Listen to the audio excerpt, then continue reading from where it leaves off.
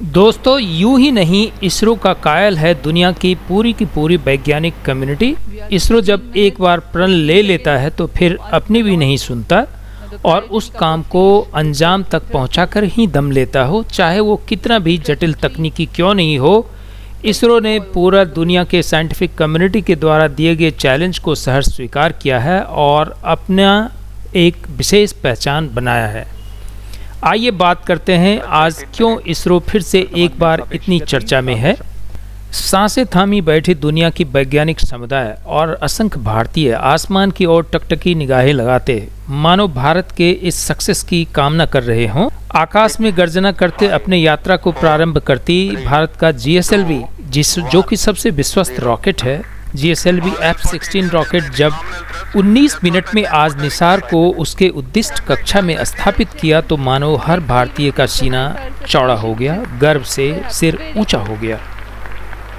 जी हाँ, जैसा मानव विज्ञान को एक ऐसा पंख लग गया जो कई सारे अन्वेषणाओं को आगे आकर के जन्म देगी और जन कल्याण का काम करते रहेगी। आखिर क्यों न हो सभी का सीना चौड़ा और क्यों न हो इतनी उत्सुकता। आखिर इसरो ने जो इसे ओपन सोर्स डाटा के रूप में देने का वादा किया है, जिस डाटा का एक्सेस दुनिया के सभी लोगों को नाइसार व्यापक स्वाद के साथ उच्च रिजोल्यूशन के डेटा निरंतर प्रदान कर सकेगा। बर्फ का अध्ययन करने के लिए सिंथेटिक अपर्चर रडार की क्षमताओं का उपयोग करते हुए माइक्रोवेव संकेतों को पृथ्वी में भेजता है और फिर सतह के से परिवर्तित संकेतों को प्राप्त कर 3D चित्र तैयार करता है। इसके लिए इसमें 12 मीटर व्यास वाले अनफर्लेबल रिफ्लेक्टर एंटीना लगे हुए हैं। यह उपग्रह 12 दिनों में 2 बार एक ही जगह से निकल सकता है और इस समय में चित्र में बदलाव से पृथ्वी में की सतह पर आए बदलावों को अध्ययन कर सकते हैं। नाइसार अंतरिक्ष यान नासा और इसरो द्वारा तैयार की गई सबसे उन्नत रडार प्रणाली वाला उपग्रह है। यह अन्य सिंथेटिक अपर्चर रडार की तुलना में अत्यधिक शक्तिशाली है। इसमें 2 रडार नितंभार लगे हुए हैं। एक नासा द्वारा तैयार किया हुआ 25 सेंटीमीटर वेवलेंथ का एल बैंड रडार सिस्टम है तथा दूसरा इसरो द्वारा तैयार किया हुआ 10 सेंटीमीटर वेवलेंथ का एस बैंड रडार सिस्टम है। इसमें हर एक प्रणाली विभिन्न विशेषताओं के मापन में माहिर है, जैसे कि मिट्टी में नमी, सतह का खुरदरापन और गति। निसार सूर्य तुल्यकालिक कक्षा में काम करने जा रहा है। इसके एंटीना एक खास विन्यास में अंटार्कटिका का अभूतपूर्व अवलोकन कर सकेंगे। यह अंटार्कटिका के बर्फ की चादर, विरूपण और पिघलने के सटीक अध्ययन के लिए बहुत महत्वपूर्ण माना जा रहा है। नाइसार अंतरिक्ष यान दैनिक आधार पर सबसे अधिक डेटा उत्पादन करेगा। यह 3 साल के मुख्य मिशन के दौरान 100 पीटाबाइट डेटा उपलब्ध कराएगा, जो कि प्रतिदिन 80 टेराबाइट डेटा के बराबर है। इतने बड़े डेटाबेस के कारण इसे क्लाउड के माध्यम से संसाधित, संग्रहित और वितरित किया जाएगा। सभी एस बैंड और एल बैंड डेटा इसरो के राष्ट्रीय रिमोट सेंसिंग सेंटर NRSC के माध्यम से भारत सरकार के उपयोगकर्ताओं के लिए उपलब्ध किए जाएंगे। यह मिशन दोनों देशों के सिंथेटिक अपर्चर रडार की अनुभवी श्रृंखला को आगे बढ़ाने वाला है। नासा ने 1978 से CSAT से शुरुआत करते हुए तब से इन प्रणालियों की श्रृंखला ने विमान व अंतरिक्ष से विज्ञान क्षेत्रों के अध्ययन के लिए अग्रणी रहे हैं। इसी तरह भारत इन अनुप्रयोगों में विस्तृत श्रृंखला 2012 में रडार इमेजिंग सैटेलाइट RISAT-1 और 2022 में RISAT-1A की श्रृंखला शुरू की। नाइसार व्यापक स्वाद के साथ उच्च रिजोल्यूशन के डेटा निरंतर प्रदान कर सकेगा। बहुत ही आसानी से उपलब्ध होगी और वह भी ऐसा डाटा जो आज तक कभी उपलब्ध नहीं हुआ है, यह उपलब्ध कराएंगे और दुनिया के हो रहे जलवायु परिवर्तन, ग्लेशियर में पिघलाव, जमीन का नीचे और ऊपर जाना और जंगलों में हो रहे बदलावों को हर 12 दिन पर बताया करेगी।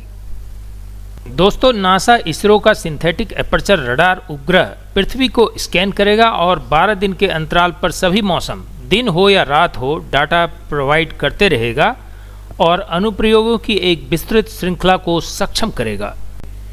दोस्तों, सच ही कहते हैं, पावर रिस्पेक्ट पावर।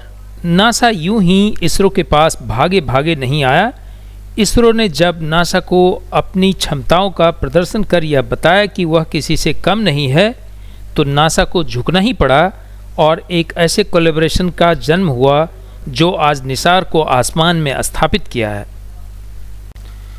दोस्तों, 1991 का वो वक्त याद करिए जब इसरो के वैज्ञानिक अपने स्पेस प्रोग्राम को आगे बढ़ाने के लिए एक एक क्रायोजेनिक इंजन के लिए भागे भागे फिर रहा था, और रसिया जो भारत का ट्राइड एंड टेस्टेड फ्रेंड था, जिसने टेक्नोलॉजी ट्रांसफ़र की भी बात की थी, वह भी अमेरिकी दबाव में पीछे हट गया क्योंकि सैंक्शन का दबाव उस पर डाला गया। जॉर्ज बुश और बिल क्लिंटन ने ऐसी कोई कोर कसर नहीं छोड़ी कि भारत का स्पेस प्रोग्राम किसी तरीके से रुक जाए और तकनीकी रूप से अमेरिका के ऊपर भारत सदैव निर्भर रहे, लेकिन ऐसा हो न सका। 1991 में भारत और रूस ने क्रायोजेनिक इंजन की आपूर्ति और भारत के भू समकालिक उपग्रह प्रक्षेपण यान यानी कि GSLV कार्यक्रम के लिए प्रौद्योगिकी हस्तांतरण हेतु हस्ताक्षर किए थे। रूस अपने मित्र को खो नहीं सकता था, इसलिए तकनीकी हस्तांतरण तो नहीं कर पाया, लेकिन इंजन को जरूर दे गया था। लेकिन इसरो के वैज्ञानिकों ने इस घटना से सीख लेते हुए एक प्रण लिया, एक दृढ़ संकल्प लिया कि वह क्रायोजेनिक इंजन अपने इंडिजिनस टेक्नोलॉजी से बना करके पूरी दुनिया के सामने भारत का नाम ऊंचा करेंगे।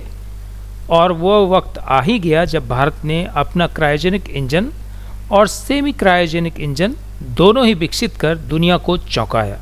जब आपके पास शक्ति आ जाती है तो शक्ति आपको चूमने के लिए तैयार हो जाता है, और कुछ ऐसा ही इसरो और नासा के साथ हुआ जब दोनों ने 2014 ईस्वी में एक कोलैबोरेशन करने का पैक्ट साइन किया। भारत के वैज्ञानिक जो कि फ्रूगल टेक्नोलॉजी के महारत हासिल कर रखा है और कम लागत पर विशेष तरह का यान और रॉकेट विकसित करने की अपनी क्षमताओं के लिए पूरी दुनिया में नाम कमाया है, नासा भारत के इस तकनीकी छलांग को यूँ कहें कि उसके ओर आकृष्ट होकर भारत के साथ कोलैबोरेट करने पर बाध्य हुआ, और उसी का परिणाम है कि आज दोनों एजेंसी अपना हाथ मिला करके एक ऐसे सैटेलाइट का निर्माण किए हैं कि अगर वह सफलतापूर्वक अपने ऑर्बिट में प्लेस हो जाता है तो दुनिया का यह पहला ऐसा सैटेलाइट होगा जो एस बैंड और एल बैंड दोनों के कॉम्बिनेशन को एक साथ ऑपरेट करने की क्षमता रखेगा। दोस्तों, आज इस सहयोग के कारण भारतीय वैज्ञानिकों, किसानों, आपदा टीमों और जलवायु विशेषज्ञों को ऐसे मिशन के निर्माण की पूरी 1.5 बिलियन डॉलर की लागत वहन किए बिना ही उच्च मूल्य वाले डेटा तक दैनिक पहुंच प्राप्त होगी। चाहे असम में बाढ़ की भविष्यवाणी करने की बात हो, या हिमालय के भूस्खलन की बात हो, या ग्लेशियर के पिघलने की बात हो, सभी को नापने की क्षमता इस सैटेलाइट में होगी। निसार कहते हैं वैज्ञानिकों को प्राकृतिक खतरों और विनाशकारी घटनाओं जैसे भूकंप, ज्वालामुखी विस्फोट और भूस्खलन जैसी प्राकृतिक घटनाओं को बेहतर ढंग से समझने के लिए मदद करेगा। उपग्रह की बादलों को भेदने की क्षमता के कारण यह तूफान और बाढ़ जैसी मौसमी आपदाओं के दौरान त्वरित व सटीक जानकारी उपलब्ध कराने में सक्षम होगा, जिससे तत्काल प्रतिक्रिया समुदायों को मदद मिलेगी। यह बर्फ़ की चादर, ग्लेशियर और समुद्री बर्फ में परिवर्तन जैसे प्रमुख वैश्विक पृथ्वी अवलोकन को प्रदान करेगा। साथ ही वनों की कटाई, वनाग्नि तथा स्थायी रूप से बर्फ से ढकी हुई ज़मीनों का अवलोकन करने में भी सक्षम होगा। यह एक अग्रणी मिशन है जो कि पृथ्वी की प्रतिक्रियाओं के बारे में वैज्ञानिक जानकारी का खजाना प्रदान करेगा। इन सभी वैज्ञानिक आंकड़ों के लिए लगभग 9000 किलोमीटर दूर वैज्ञानिक आपस में जुड़ चुके हैं तथा आपसी सहयोग से इस महत्वाकांक्षी मिशन को एक व्यापक लक्ष्य तक पहुंचा रहे हैं। दोस्तों, एक बार उद्दिष्ट कक्षा में स्थापित होने के बाद जब इसका रडार खुलेगा तो यह लगभग 12 मीटर की गोलाई में फैलेगा, और इसका जो धरती पर कवरेज होगा वह लगभग 250 किलोमीटर के एरिया को कवरेज करेगा, क्योंकि ये एस बैंड और एल बैंड का वेवलेंथ भेज करके और फिर उस वेवलेंथ के आधार पर इंटरप्रेट करेगा कि धरती पर किस तरह के बदलाव आ रहे हैं, चाहे वो समुद्र का शिखरण हो, किनारे से पीछे खिसक जाना हो, चाहे ग्लेशियर का पिघल जाना हो, चाहे हिमालय जैसे पहाड़ों पर कोई घटनाक्रम चल रही हो, और इसकी एक्यूरेसी इतनी होगी कि ये 3 से 10 मीटर के दूर की चीज़ों को कैप्चर करेगा।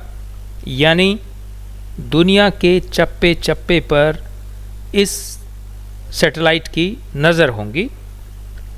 दुनिया में सैटेलाइट तो पहले भी छोड़ी गई हैं, लेकिन कोई भी सैटेलाइट इस पोजीशन में नहीं आया कि पूरे विश्व का परिक्रमा कर ले, क्योंकि ज़्यादातर सैटेलाइट फोकस्ड एरिया के लिए छोड़ी जाती हैं।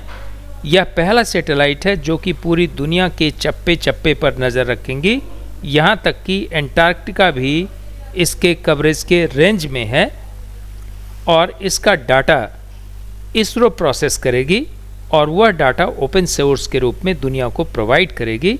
तो दुनिया में जितने भी सुनामी आते हैं या भूकंप आते हैं, उसका भी बहुत एक्यूरेसी के साथ यह सैटेलाइट बताने में सक्षम होगा, कारगर होगा।